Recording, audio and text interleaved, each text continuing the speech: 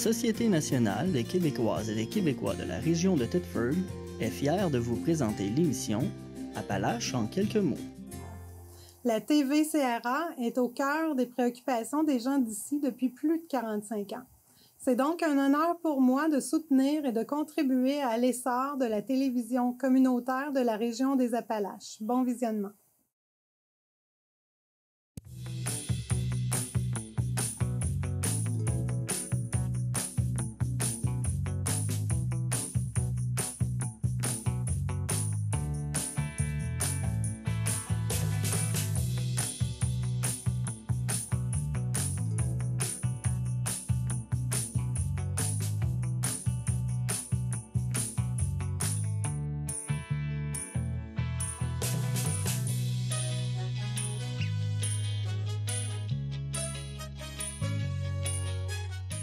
Madame, Monsieur, bienvenue à votre émission habituelle d'information Appalaches en quelques mots. La campagne de financement visant la réalisation des travaux de réparation de l'église Saint-Alphonse est en cours et l'objectif de cette campagne a été fixé à $1,5 million, alors que des travaux de l'ordre de 644 286 $ doivent être réalisés sur une période de 2 ans. Au chapitre des travaux, mentionnons la réparation et la peinture de la toiture du presbytère qui devra être réalisée à l'été 2023 pour une somme de 42 200 $, des réparations et de la peinture des 103 fenêtres du 2e niveau de l'Église qui se feront sur 2 ans au montant de 350 300 $, des réparations et de la peinture des corniches de l'Église sur 2 ans également pour 92 500 $, des réparations des fissures du presbytère et de l'Église pour une somme de 11 920 $ pendant l'été 2023 et la réparation du clocher à l'été 2024 pour un montant approximatif de 40 000 $. Le coût total des travaux, plus 20 % pour les imprévus, atteindra 644 286 $, alors que les besoins actuels tournent autour de 561 513 $. Le président de la télévision communautaire de la région de l'Amiante, M. David Poulain, a le plaisir de vous convoquer à l'Assemblée générale annuelle de la télévision communautaire de la région des Appalaches. Cette Assemblée générale, qui s'adresse aux membres de la TVCRA, se tiendra jeudi le 1er juin prochain à compter de 19 h au centre Marie-Agnès Desrosiers, local 02. Dans les structures démocratiques de la TVCRA, l'Assemblée générale annuelle constitue un moment privilégié pour faire des bilans et discuter des projets futurs. Étant donné la portée des décisions prises lors de cette assemblée, votre présence sera vivement appréciée. Nous vous invitons donc à confirmer votre présence en communiquant au 418-338-8444 ou par courrier électronique au dg.tvcra@gmail.com et ce avant le 31 mai prochain. Le marché gourmand de Thetford en a surpris plus d'un le 16 avril dernier.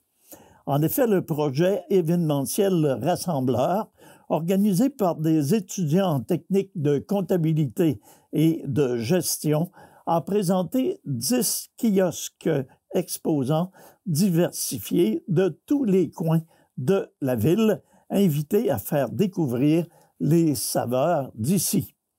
Plus de 300 personnes ont participé à l'événement, ce qui fait de cette première édition un franc succès. Les kiosques exposants présents lors de l'événement ne s'attendaient pas à ce qu'il y ait autant de gens et quelques-uns d'entre eux ont vendu tous les produits qu'ils avaient apportés.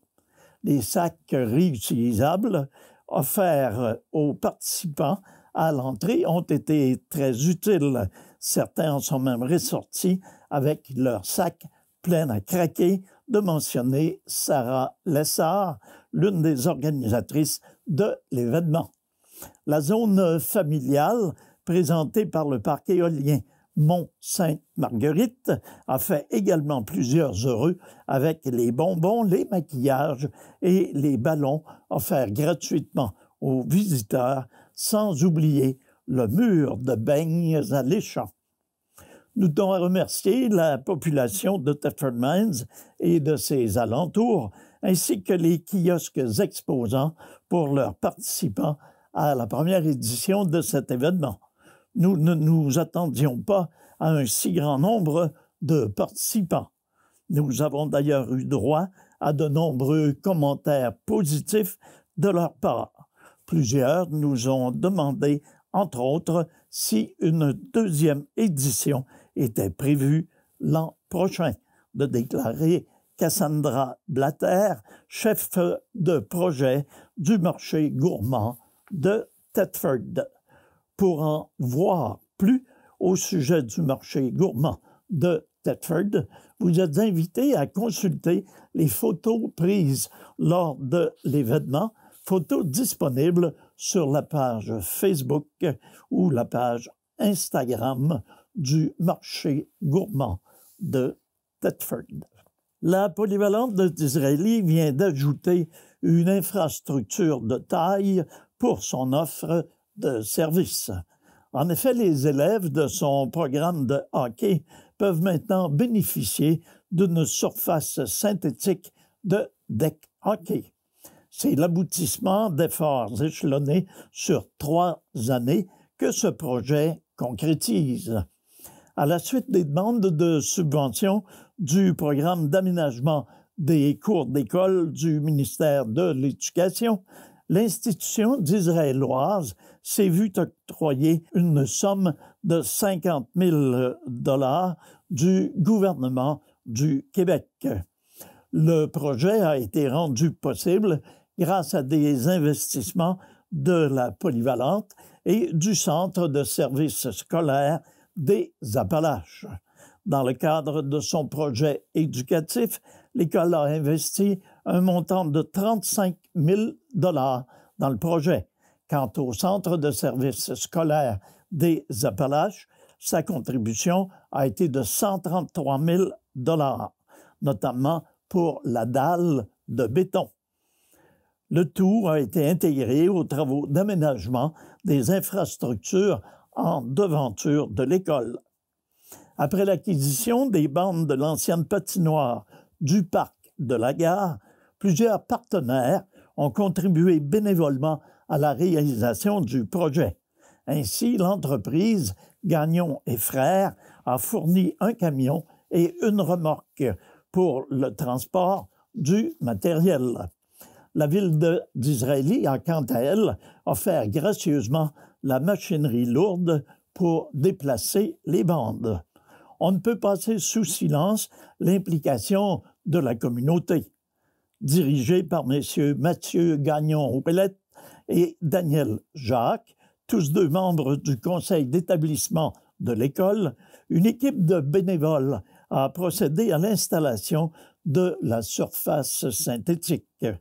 Et cela sans oublier les jeunes du programme de hockey des Gaulois qui se sont également impliqués pour l'aménagement de la surface. Pour M. Stéphane Thivierge, responsable du programme de hockey, le maître d'œuvre de la réalisation de ce projet a été sans contredit le directeur de l'école, M. Jonathan Brochu, qui a été de toutes les phases de la concrétisation de cette installation.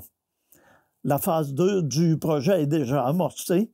L'école travaille maintenant en partenariat avec la ville pour l'ajout de lumière et la construction d'un abri pour qu'en hiver, les usagers puissent patiner et jouer au hockey.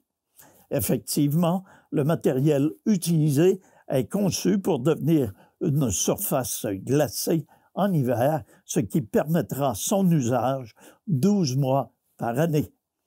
Pour le directeur de l'école, M. Brochu, l'infrastructure contribue à l'amélioration du programme de hockey ainsi qu'au sentiment d'appartenance des élèves, en plus de bénéficier à toute la communauté.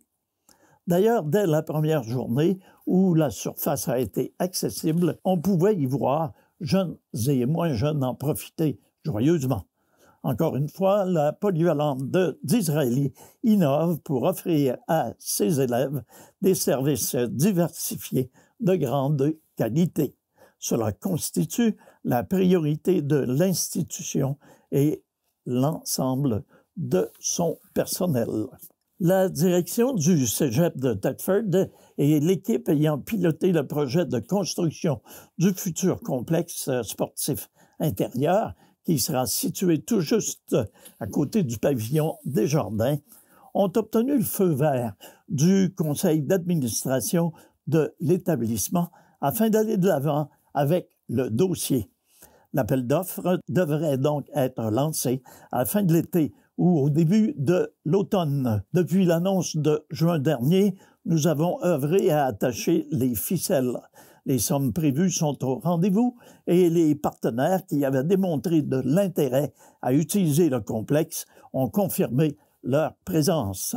Les conditions sont remplies pour continuer avec le projet et nous lancer dans les toutes dernières étapes avant la construction, a mentionné le directeur général du Cégep, M. Robert Rousseau, au journaliste Jean-Hugo Savard du Courrier de Frontenac.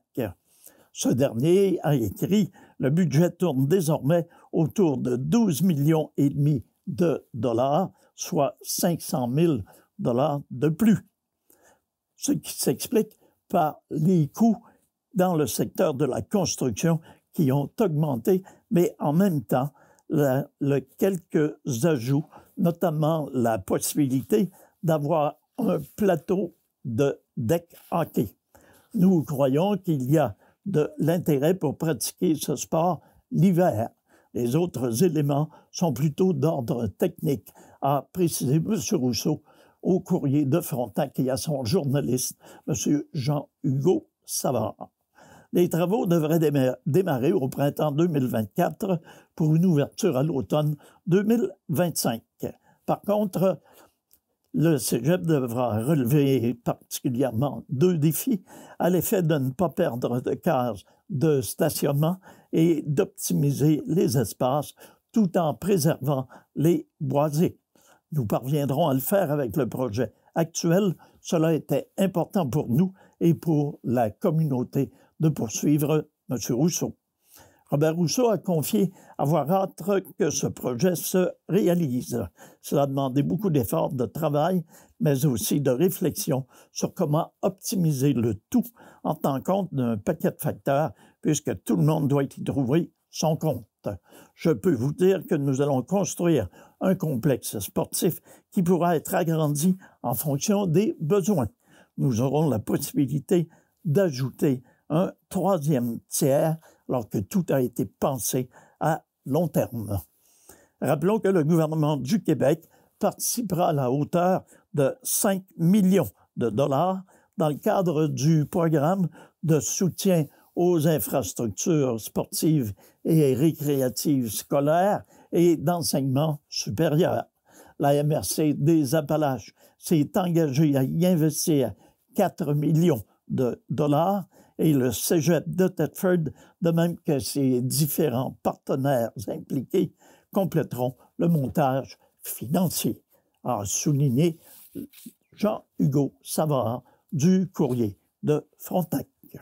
Le service de la sécurité incendie de Thetford Mines est heureux d'annoncer le retour du lave-auto des pompiers qui se tiendra le 3 juin prochain de 8 h à 16 h. Les gens qui le désirent sont invités à faire laver leur véhicule en échange d'une contribution monétaire volontaire qui sera remise à des organismes de la région.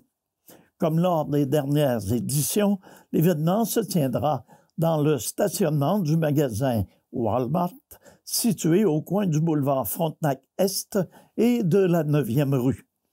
Pour le directeur du service de la sécurité incendie, M. Kyle Landry, cette activité est toujours grandement attendue au sein de l'équipe de pompiers.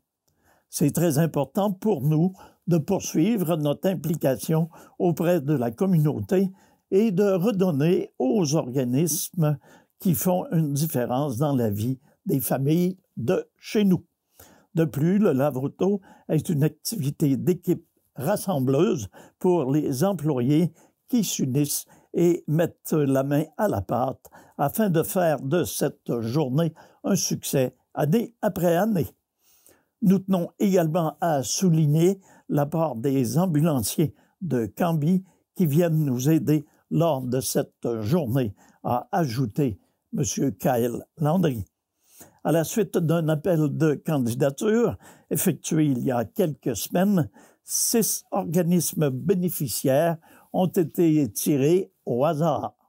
Ces derniers recevront une part égale des profits du lave-auto. Les organismes sélectionnés sont Coup de pouce Nourrice, Association Renaissance des Appalaches, le Club Kiwanis de Thetford, l'organisme Grand Frère, Grande Sœur des Appalaches, le Centre de stimulation, l'Intercom et le Réseau d'entraide des Appalaches. M. Landry espère que la population saura se montrer généreuse lors de cette journée du 3 juin prochain. Les gens ont toujours apprécié notre lave-auto et les contributions recueillies étaient à la hauteur de leur satisfaction.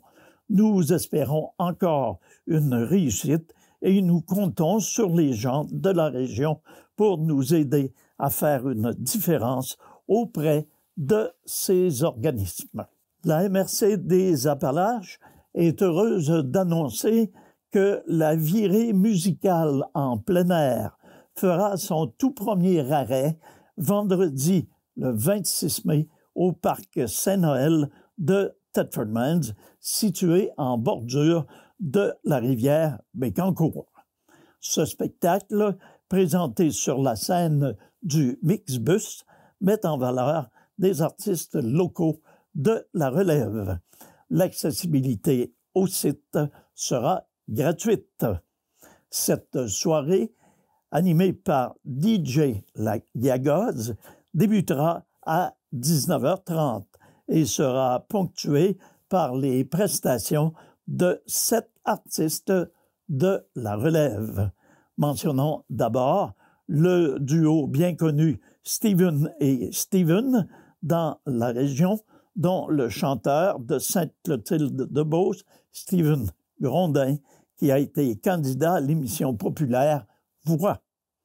Le deuxième duo est formé de Kieran Tovett, compositeur et interprète, récipiendaire du prix de la langue française, remis par la Société nationale des Québécois et Québécoises pour sa composition Plus que de l'amour, et Jérémy Brochu, guitariste et chanteur récipiendaire du premier prix dans la catégorie interprétation à secondaire en spectacle.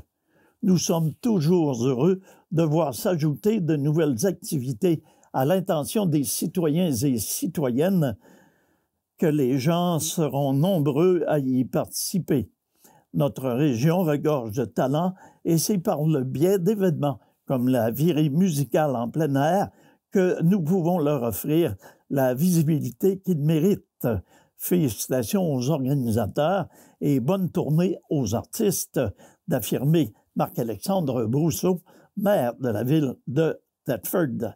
Enfin, la soirée se terminera avec les performances de Kelly Roy, chanteuse et pianiste, Tess Lonval, interprète, et O. Félix, chanteur, et la guitariste, gagnant de la finale locale, secondaire en spectacle et du prix Coup de cœur de Cégep en spectacle. Plusieurs styles musicaux seront visités par les différents artistes, dont la pop, le jazz, le hip-hop et le funk. J'invite chaleureusement les citoyens et citoyennes de notre MRC à venir profiter de ce bel événement musical et ainsi découvrir nos jeunes et talentueux artistes, de mentionner Mme Jacinthe Patry, préfète de la MRC des Appalaches.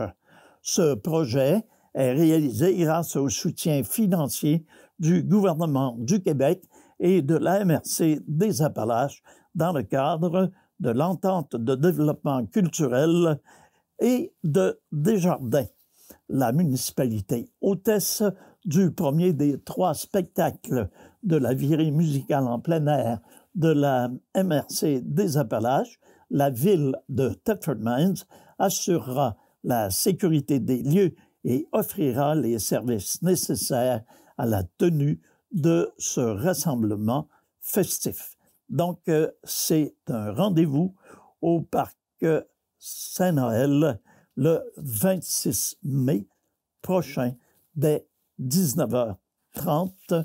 L'entrée est libre. Le service des loisirs et de la culture de la ville de Thetford Mines est ravi d'inviter la population à participer aux activités estivales d'entraînement extérieur. Du 7 juin au 15 août, les Thetfordoises et Thetfordois sont incités et invités à bouger lors de cours dirigés par des professionnels, et ce, tout à fait gratuitement.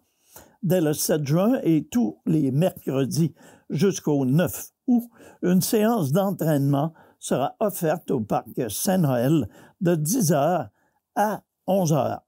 En partenariat avec le CAPS, les participants auront l'occasion de toucher à plusieurs types d'entraînements différents tels que l'agilité, la coordination et le stretching. À compter du 13 juin et s'étirant jusqu'au 15 août, Bouge en ville est de retour avec des entraînements physiques en cours dirigés de 18h à 19h. Chaque semaine, les citoyens sont invités à se rendre dans un parc où un entraîneur spécialisé animera des séances comme des circuits en tout genre, des entraînements en escalier ou encore des Tabata. Tous les cours seront dispensés par Andréane Raby, kinésiologue. Une séance d'entraînement pour les enfants de 4 ans et moins est même prévue le samedi 8 juillet de 9h à 10h au parc Pont-Brillant. Les citoyens participant aux entraînements sont invités à apporter leur propre bouteille d'eau ainsi qu'une serviette. Dans certains cas, comme pour les cours de yoga, un tapis est nécessaire pour le confort tout au long de l'activité. En cas de pluie, l'activité est annulée. L'annonce sera diffusée sur la page Facebook et le site web de la ville de Thetford. Les personnes intéressées à connaître la programmation détaillée peuvent consulter le villethetford.ca sous l'onglet Vie culturelle et sportive, / entraînements extérieurs 2023.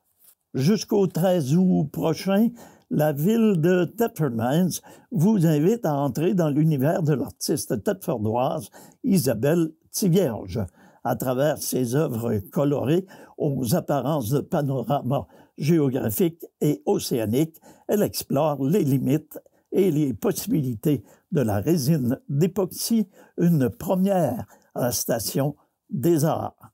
Donc, c'est un rendez-vous à découvrir cette artiste thetfordoise de grand talent à la Station des Arts les samedis et dimanches de 10h à 16h, alors que toutes les expositions sont gratuites. Et ce, jusqu'au 13 août prochain. Et finalement, mentionnons la tenue du tournoi de golf de la ville de Thetford au club de golf et curling de Thetford Mines le 16 juin prochain. Les organismes bénéficiaires pour l'édition 2023 sont 4, au nombre de 4, à savoir la Banque alimentaire La Vigne, le Carrefour alimentaire des Appalaches, l'organisme Grand Frère, Grande Sœur des Appalaches et Mesures alternatives Jeunesse Frontenac. Alors voilà, c'est tout ce qui concerne notre émission Appalaches en quelques mots. Alors, heureusement, c'est la dernière édition pour notre saison 2022-2023. Alors à tous, nous souhaitons un excellent été. C'est Nelson Fecteau qui vous remercie d'avoir été des nôtres. Je vous invite à être au rendez-vous en septembre prochain. Entre-temps, une bonne santé, prenez soin de vous et prenez soin des vôtres.